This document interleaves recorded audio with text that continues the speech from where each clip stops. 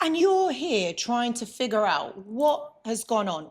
Have you said something? Have you done something? Why this person has just removed all communication, their energy from you. It is one of the most hurtful things, and you're trying to figure out literally why. Why has this happened? If you have found yourself in this situation, this video is for you. Hello, my friends. I hope that you're all doing really well.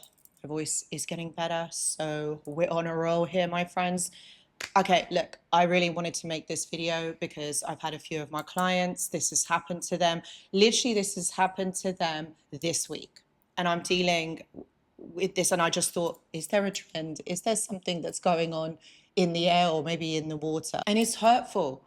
It is so hurtful trying to figure out why someone would do this. Okay, so let's clarify something important. Is this a silent treatment or is this a discard? There is a big difference between a silent treatment and a discard. Not every disappearance is the same, but what it feels like is that they're never going to return. The silent treatment is a temporary withdrawal. They want you to chase, they want you to apologize, they want you to prove your loyalty to them. And it's punishment that's designed to break your spirit.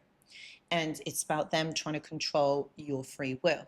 So the discard phase, this is when they vanish for longer, often moving on to somebody new. And it means that you've served your purpose, but now they need something new, something fresh.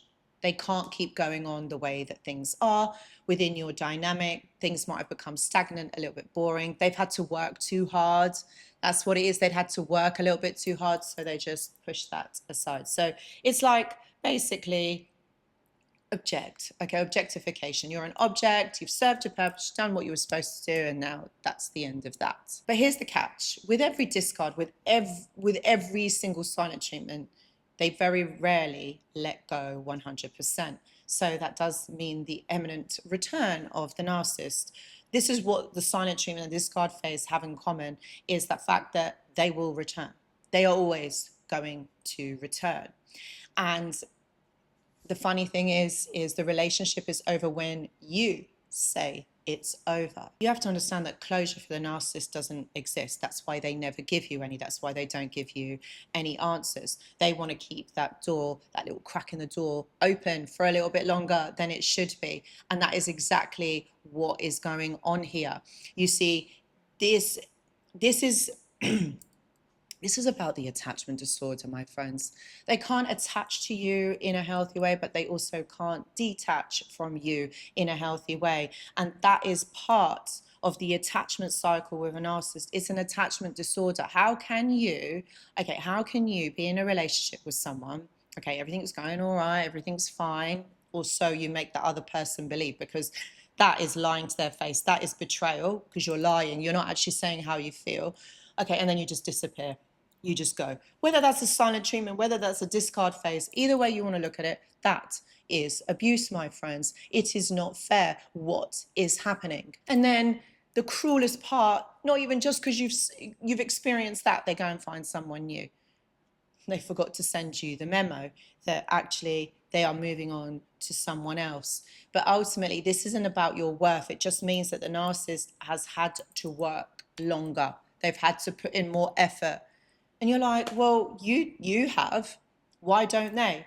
It's all part of the attachment disorder. They see people as objects. So it's about you serving a purpose, about you doing, giving and behaving in a certain way. And when you don't do that, that feels to them like it's a betrayal. But remember, a lot of these times it is imagined. It doesn't mean that it's actually real. It just means that they have imagined that about you. And that's the saddest thing, is they feel like that is something that you have done to them when you haven't. You've got to remember that you're not a revolving door. This relationship ends when you say it ends. And that's the problem here.